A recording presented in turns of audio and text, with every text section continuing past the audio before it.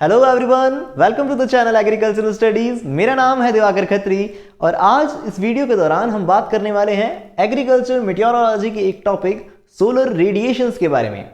आज का ये वीडियो काफ़ी इंटरेस्टिंग और स्पेशल होने वाला है क्योंकि इस वीडियो के दौरान हम सोलर रेडिएशन से जुड़े हुए इन टॉपिक्स के बारे में तो बात करेंगे ही, लेकिन साथ में सोलस्टिस और इक्विनॉक्स को एक मॉडल के जरिए भी हम समझेंगे। अगर आप चाहें तो नीचे डिस्क्रिप्शन बॉक्स में जो टाइम कोड्स दिए हैं उसके जरिए सीधा ही उस टॉपिक पे जंप कर सकते हैं, वरना हम एक एक करते हुए इन सारे टॉपिक्स को अब इस वीडियो के दौरान पढ़ने वाले हैं। क्या है वो टॉपिक्स? तो सबसे पहले हम पढ़ेंगे कि nature and properties of solar radiations, फिर हम जानेंगे कि mode of transmission and solar constants को, देन हम जानेंगे कि depletion of solar radiations and at last हम जानेंगे कि factors affecting the distribution of solar radiations को। ठीक है, तो चलिए सबसे पहले बात करते हैं हम nature and properties of solar radiation. तो उसके लिए सबसे पहले बात करेंगे हम कि सोलर रेडिएशंस होते क्या हैं। The energy received by the earth coming from the sun, मतलब सन से जो एनर्जी आ रही है उसी को हम क्या बोल रहे हैं, सन से जो लाइट आ रही है उसी को हम कहते हैं solar radiation, which is in short termed as the insolation, जिसको शॉर्ट में हम क्या कहते हैं, इंसोलेशन कहते हैं। यानी कि सोलर रेडिएशन का ही दूसरा नाम क्या है, इंसोलेशन है। ध्यान रखेंगे आप। और देखिए, this energy is transmitted in the form of EMW, यानी कि इलेक्ट्रोमैग्नेटिक वेव। ये जो एनर्जी आती है वो इलेक्ट्रोमैग्नेटिक वेव्स के रूप में आती हैं। और देखिए, over a very large spectrum known as the solar spectrum. अभी जो वेव्स होती है ना, इसके अंदर जो पर्टिकुलर वेव लेंथ होती है, वेव लेंथ क्या होती है, तो देखिए कि एक वेव के अंदर हम देखते हैं कि दो क्रेस्ट जो होते हैं, वेव का ऊपर का हिस्सा क्रेस्ट कहा जाता है, नीचे का ट्रफ कहा जाता है। हिंदी में जैसे हम श्रृंग और ग्रथ कहते हैं, तो दो हम कह सकते हैं क्रेस्ट के बीच की जो डिस्टेंस है उसको वेव लेंथ कहते हैं। तो ये वेव लेंथ को अरेंज करते हुए, एक इसका पर्टिकुलर ऑर्डर बनाते हुए जो हम ये सीक्वेंस देखते हैं, इसी को हम क्या कहते हैं, तो सोलर स्पेक्ट्रम कहते हैं। ओके, अब इस सोलर स्पेक्ट्रम के अंदर हम देखते हैं ये जो वेवलेंथ है, इसके बेसिस पे सोलर रेडिएशन को दो तरह से डिवाइड किया जा सकता है। सबसे पहला पार्ट है short wave radiation. Short wave नाम से समझ आ रहा है ना कि भाई लैम्डा जो होगी वो शॉर्ट होगी। कितनी शॉर्ट होगी, तो 0.3 से 0.4 माइक्रोमीटर के बीच की जो लैम्डा यानी कि वेवलेंथ होगी, तब उसे हम कहेंगे शॉर्ट वेव रेडिएशन। वहीं अगर हम देखें कि लैम्डा 0.4 से ज़्यादा हो जाती है, तब उसे हम कहते हैं लॉन्ग वेव रेडिएशन। ओके, एक चीज खास आपको याद रखनी है कि जो सन है वो अपनी एनर्जी किस रूप में इमिट कर रहा है, तो हम देखते हैं शॉर्ट वेव रेडिएशंस के रूप में। वहीं अर्थ उसे वापस जब इमिट करती है तब वो किसके रूप में करती है, लॉन्ग वेव रेडिएशंस के रूप में करती है। ठीक है,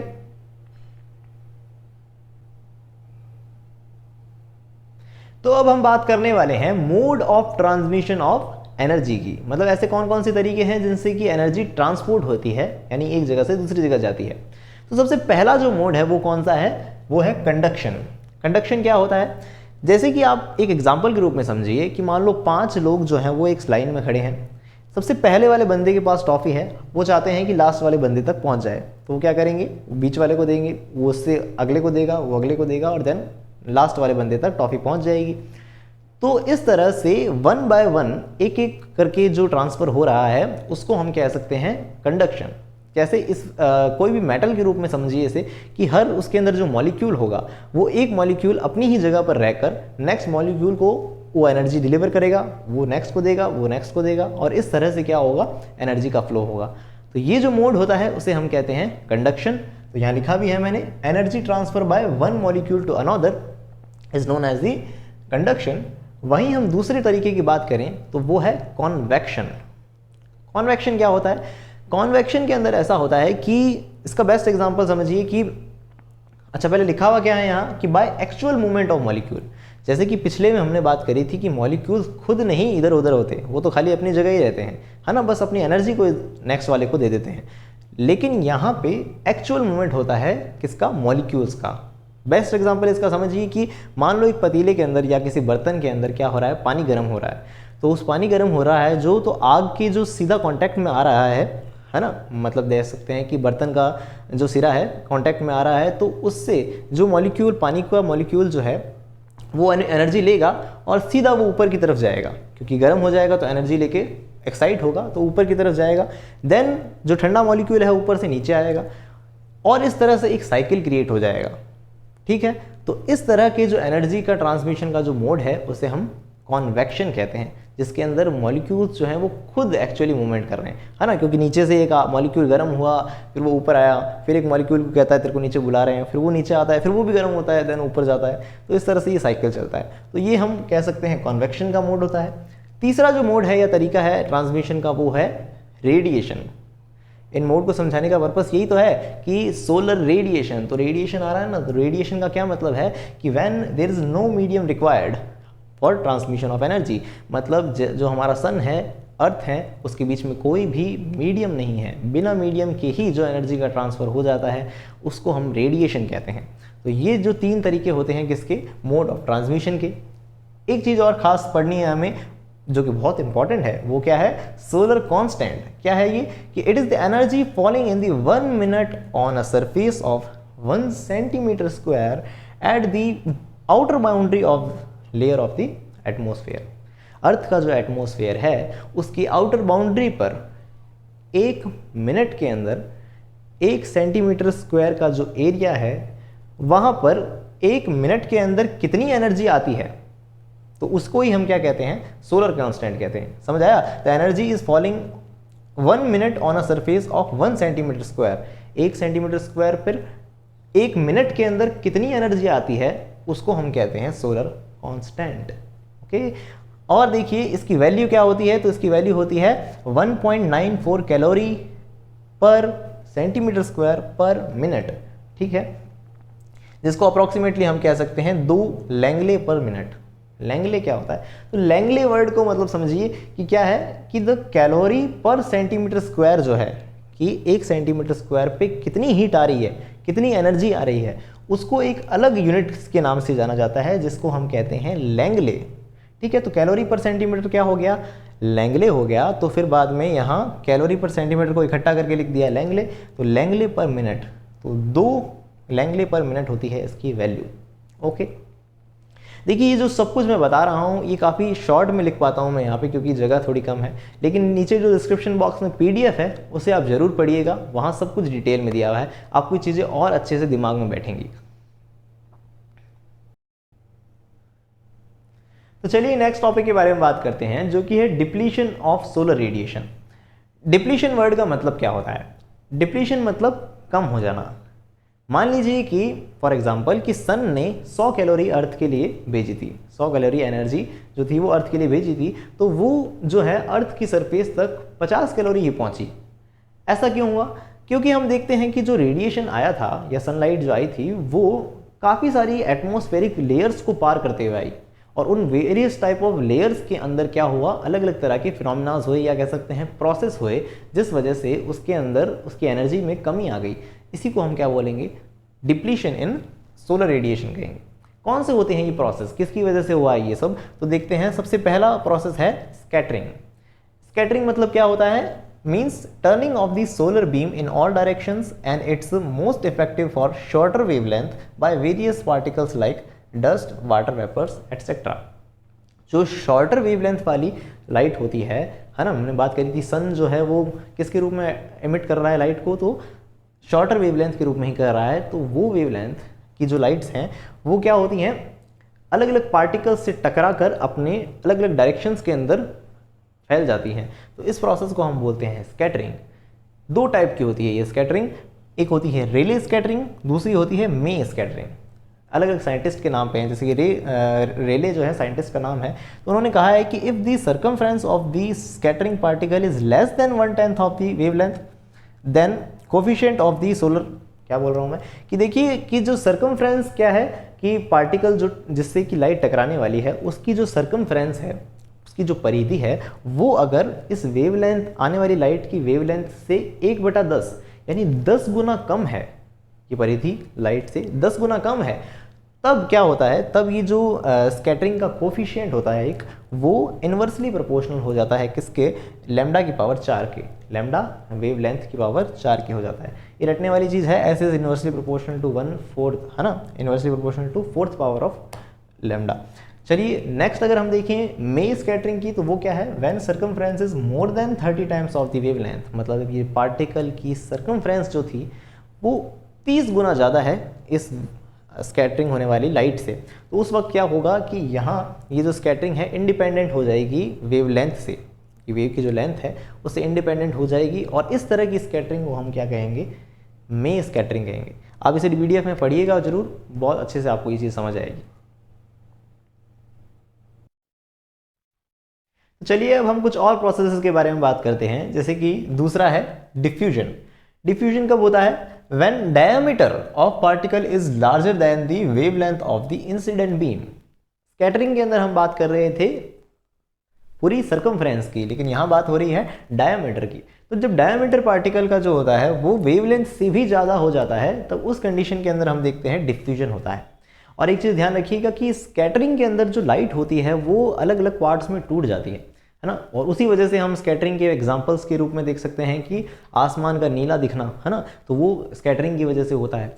सनसेट और सनराइज के टाइम पे सन जो होता है हमें ब्लू दिखाई देता है, क्यों, क्योंकि जो वेवलेंथ सबसे ज़्यादा होती है रेड कलर की, वो ही हमारे आंखों तक पहुंच पाती है, और बाकी सारे कलर्स का क्या हो जाता है, स्कैटरिंग हो जाती है। तो वो एग्जांपल्स आपको पता होने चाहिए, लेकिन डिफ्यूजन के अंदर पता होना चाहिए आपको कि लाइट ऐसे टूट नहीं जाती, ठीक है। तो उसके अंदर क्या होता है कि जैसे मान लो बादल के पीछे से लाइट आ रही है तो वो भी वाइट ही है ना, सनलाइट वाइट थी और बादलों के अंदर से वो निकल के आ रही है तो वो भी वाइट ही है। तो उस कंडीशन के अंदर हम उसको क्या कह सकते हैं, डिफ्यूजन कह सकते हैं, ठीक है।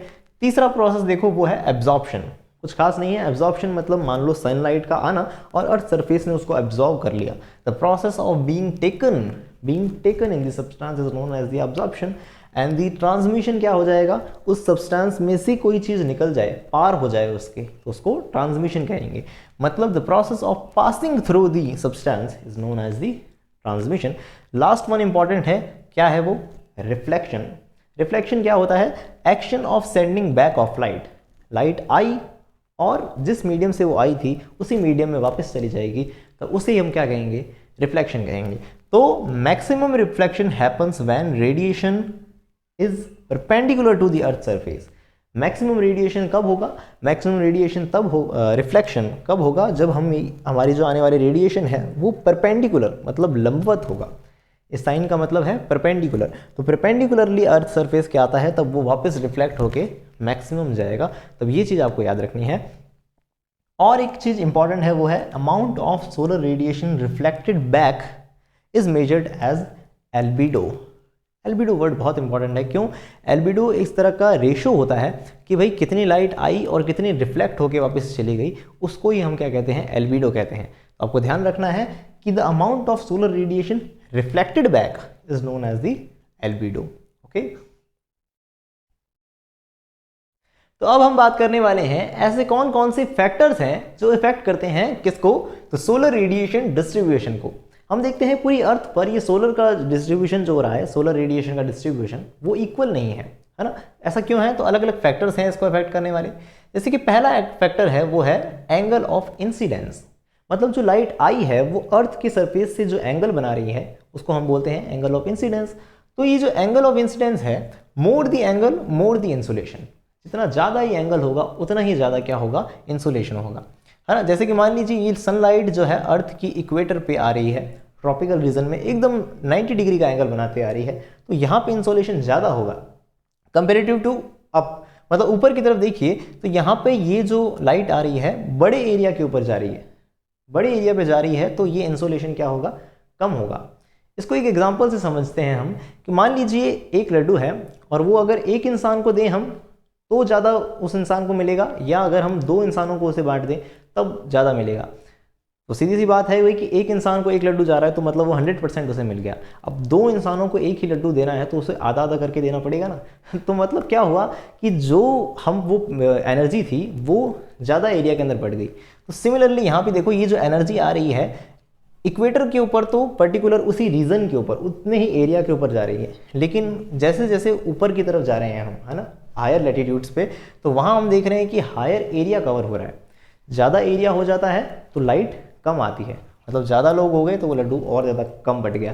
तो कहने का मतलब क्या हो गया कि जितना ज़्यादा एंगल रहेगा इंसिडेंस का उतना ही ज़्यादा क्या होगा, इंसोलेशन होगा। ऊपर जा रहे हैं हम, तो ये लाइट का जो इंसिडेंट एंगल है ना वो कम हो गया है, तो इसलिए यहाँ पे भी क्या हो गया है, इंसोलेशन कम हो गया है। ठीक है, अब देखो नेक्स्ट क्या है फैक्टर, वो है ड्यूरेशन ऑफ डे। दिन जितना लंबा होगा उतना ही क्या होगा, ऑफ कोर्स इंसोलेशन ज़्यादा होगा ना। कि जैसे मान लीजिए कि 24 घंटों में से 10 घंटे रात है और हम देखते हैं कि ये तो उतना पॉसिबल नहीं है, तो मान लीजिए कि 13 घंटे दिन है और 11 घंटे रात है, तो मतलब दिन ज़्यादा लंबे हैं, तो उस कंडीशन के अंदर इंसोलेशन ऑफ कोर्स ज़्यादा होगा। तो हम कह सकते हैं कि भाई length of the day is directly proportional to insolation. ठीक है, तीसरी चीज़ देखिए, distance between the sun and the earth. Sun है, अर्थ है, इन दोनों के बीच की डिस्टेंस जितनी ज़्यादा होगी इंसोलेशन उतना कम होगा। जितनी ये पास होगी अर्थ सन के, तो उतना ही क्या होगा, इंसोलेशन ज़्यादा होगा। इसके अंदर दो कंडीशंस पढ़ते हैं हम। अच्छा, ये एक डाटा पढ़ लीजिए। ऑन एन एवरेज हम देखते हैं अर्थ और सन के बीच की डिस्टेंस जो होती है वो कही जाती है 14.9 × 10⁻⁷ किलोमीटर। आम भाषा में कहें तो हम कहेंगे कि 14 करोड़ 90 लाख किलोमीटर की डिस्टेंस है अर्थ और सन के बीच में। अब देखो, आपको पता होना चाहिए कि अर्थ जो है वो सन के चारों तरफ एक इलेप्टिकल पाथ पे घूम रही है। ऐसा एकदम सर्कुलर पाथ नहीं है, इलेप्टिकल पाथ है ना, मतलब जैसे कह सकते हैं कि अंडाकार सी शेप है। तो अब देखो कि इसके अंदर दो वर्ड्स हैं, पेरीहीलियन और एपीहीलियन स्टेज। ये बहुत इंपॉर्टेंट है। दोनों ही ग्रीक वर्ड हैं, जिसमें पेरीहीलियन का मतलब है पेरी मतलब होता है नियर या पास में। पेरीहीलियन, हीलियन मतलब सन। तो जो जब अर्थ सन के सबसे ज़्यादा पास में होगी ना, तो उस स्टेज को हम कहेंगे पेरीहीलियन स्टेज। और ये कब देखी जाती है, तो हम देखते हैं 14.7 × 10⁻⁷ किलोमीटर, मतलब कि 14 करोड़ 70 लाख किलोमीटर की डिस्टेंस पे। अब जितना ज़्यादा पास है अर्थ, तो पेरीहीलियन स्टेज के अंदर ऑफकोर्स इंसोलेशन ज़्यादा होगा। अपोजिट इसका देखें तो एपीहीलियन। एपी वर्ड का मतलब होता है दूर, अवे, है ना, अवे टू दी हीलियन। हीलियन मतलब सन से सबसे ज़्यादा दूरी की डिस्टेंस पर जब होगा, इस फेज़ को हम कहेंगे एपीहीलियन स्टेज। और एपीहीलियन स्टेज कब है, तो 15.2 × 10⁻⁷, मतलब 15 करोड़ 20 लाख किलोमीटर की डिस्टेंस पे ये हीलियन देखा जाता है। तो इस तरह से ये एक फैक्टर है, कौन सा, distance between the sun and earth, जो कि क्या करता है, इफेक्ट करता है डिस्ट्रीब्यूशन ऑफ इंसोलेशन को।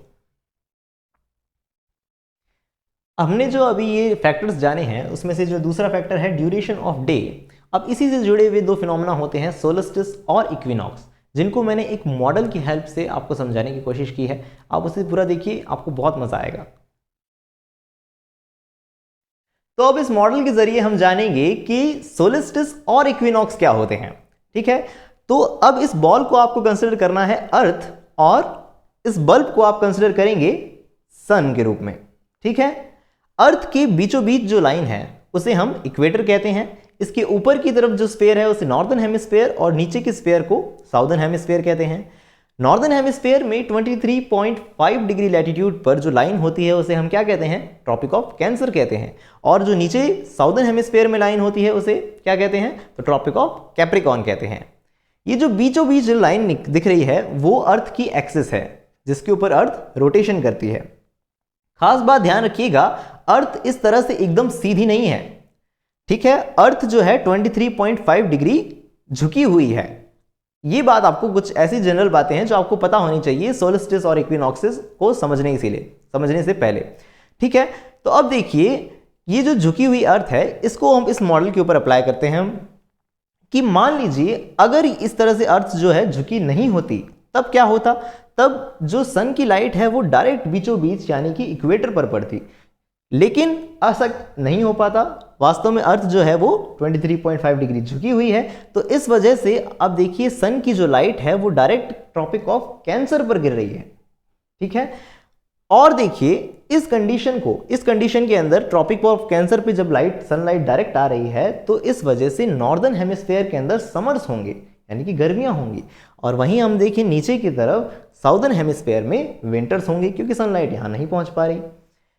इस कंडीशन को, है ना, ऐसी पर्टिकुलर डेट जिस वजह से हम देखते हैं सनलाइट इसी स्फीयर के ऊपर गिर रही है ना, तो उस दिन जहां दिन सबसे बड़ा होता है, समझ रहे हैं आप, 24 आवर्स के अंदर अगर हम देखते हैं 13 घंटे दिन रहता है ना, तो उस कंडीशन को हम क्या कहते हैं, सोलस्टिस कहते हैं। और इस कंडीशन को जो कि 21 जून को देखी जाती है, 21 जून को देखी जाती है, उस कंडीशन को हम कहते हैं समर सोल्स्टिस।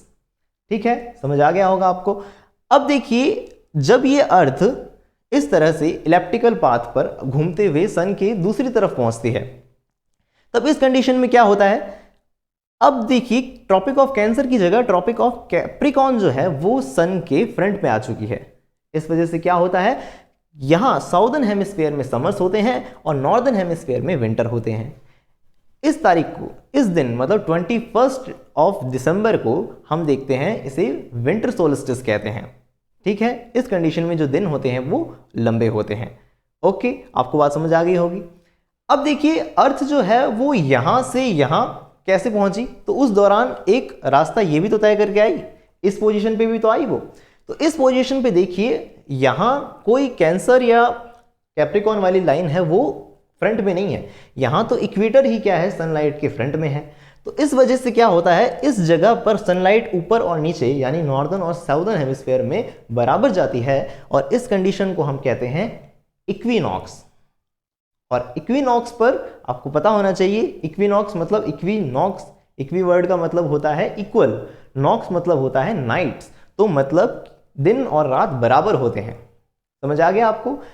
सोलिस्टिस के अंदर क्या था, दिन लंबे थे, विंटर सोलिस्टिस में भी यही था। इक्विनॉक्स में आपको समझ आ गई होगी बात कि यहां सनलाइट एकदम बीचों बीच यानी कि इक्वेटर पे गिर रही है, इस वजह से हम देखते हैं ऊपर और नीचे लाइट का डिस्ट्रीब्यूशन बराबर होता है, तो दिन और रात बराबर होते हैं। ठीक है, ऐसा एक बार और होता है। अच्छा, इस पोजीशन, ये पोजीशन कब देखी जाती है, तो हम देखते हैं 21 मार्च को। ठीक है, मतलब इस डेट के ऊपर क्या होता है, पहला इक्विनॉक्स देखा जाता है। वहीं अगर हम देखें इस पोजीशन पर, तो इस पोजीशन पर भी क्या हो रहा है, सन की लाइट डायरेक्ट बराबर इक्वेटर पे ही सामने जा रही है। आपको शायद कैमरे पे नहीं दिख रहा होगा, लेकिन आप समझ सकते हैं इस चीज को कि सनलाइट डायरेक्ट कहां जा रही है, इसी पोजीशन की तरह। जिस तरह से यहां बराबर आ रही थी, बीचों बीच सनलाइट आ रही थी, उसी तरह से यहां भी आ रही है। तो इस पोजीशन पे भी हम एक इक्विनॉक्स देखते हैं जो कि होता है 21 सितंबर के अंदर। ठीक है, तो ये दूसरा इक्विनॉक्स होता है जिसे हम स्प्रिंग इक्विनॉक्स कहते हैं, जिसे हम ऑटम इक्विनॉक्स कहते हैं, इसे हम ऑटम इक्विनॉक्स कहते हैं। जबकि अगर हम यहाँ देखें, जो कि मार्च में इक्विनॉक्स देखा गया था, तो उसे हम स्प्रिंग इक्विनॉक्स कहते हैं। बसंत ऋतु और शरद ऋतु जिसे हिंदी में कहते हैं, तो वो ये होते हैं वास्तव में। तो इस तरह से इस मॉडल के जरिए हम समझ सकते हैं क्या, सोलिस्टिस और इक्विनॉक्स को। तो बस दो और फैक्टर्स बाकी हैं जिनको हमें और डिस्कस कर लेना चाहिए। वो क्या है, चौथा फैक्टर है ट्रांसपेरेंसी ऑफ एटमॉस्फेयर। आप खुद समझ सकते हैं कि एटमॉस्फेयर जितना ज़्यादा डेंस होगा तो उस वजह से क्या होगा, इंसोलेशन उतना ही कम होगा। फैक्टर्स पढ़ रहे हैं ना हम, तो उसमें से चौथा फैक्टर कौन सा है, ट्रांसपेरेंसी ऑफ एटमॉस्फेयर। तो उसके अंदर हम बात कर रहे हैं कि amount of dust, smoke and salt particle present in the air and cloudiness affect the insolation. कि भाई स्मोक हो गया, या हम देख सकते हैं क्लाउडीनेस, सॉल्ट, डस्ट, ये सब अगर एनवायरनमेंट में ज़्यादा होंगे, एटमॉस्फेयर में ज़्यादा होंगे, तो इंसोलेशन ऑफकोर्स क्या होगा, कम हो जाएगा, क्योंकि उसको ज़्यादा डेंस एटमॉस्फेयर में से गुजरना पड़ेगा इंसोलेशन को। इस वजह से हो सकता है कि वो और ज़्यादा डिप्लीट हो जाए, उसका डिप्लीशन हो जाए। पांचवी चीज़ या पांचवा फैक्टर देख लीजिए, वो है नेचर ऑफ सरफेस। कि भाई जो सरफेस है वो किस तरह का है, क्योंकि रिसीव तो वही करने वाला है ना इंसोलेशन को। जैसे कि mainly decides the amount of reflection, कि जिस किस तरह का है वो सरफेस, ये डिसाइड करेगा कि रिफ्लेक्शन कितना हो रहा है ना। तो high albedo surface reflects of course much insolation. अब कोई ऐसी सरफेस है जिसका एल्बिडो ज़्यादा है, एल्बिडो क्या था, अमाउंट ऑफ रिफ्लेक्शन, है ना। तो जितना ज़्यादा अगर वो रिफ्लेक्ट कर सकती है तो इंसोलेशन ऑफ कोर्स क्या होगा, ज़्यादा होगा उस सरफेस पे। तो albedo for earth surface as a whole is on an average 35%। पूरी अर्थ का जो इंसोलेशन है वो कितना माना गया है, तो हम देखते हैं 35% ऑन एन एवरेज माना गया है। ठीक है, तो इस तरह से हमने इन सारे फैक्टर्स को भी सुन लिया, पढ़ लिया, समझ लिया। किसको, तो हम देखते हैं सोलर रेडिएशन के डिस्ट्रीब्यूशन के। तो ये था हमारा आज का एग्रीकल्चर मेटेरोलॉजी का 5वां वीडियो। और हमेशा की तरह इस वीडियो का सारा मैटर जो है वो एक PDF के रूप में नीचे डिस्क्रिप्शन बॉक्स में अवेलेबल है, आप उसे ज़रूर पढ़िएगा। साथ ही अगर आप जनरल एग्रीकल्चर की नॉलेज और क्वेश्चंस आंसर्स में इंटरेस्ट रखते हैं तो आप हमें इंस्टाग्राम, फेसबुक या टेलीग्राम पे फॉलो कर सकते हैं।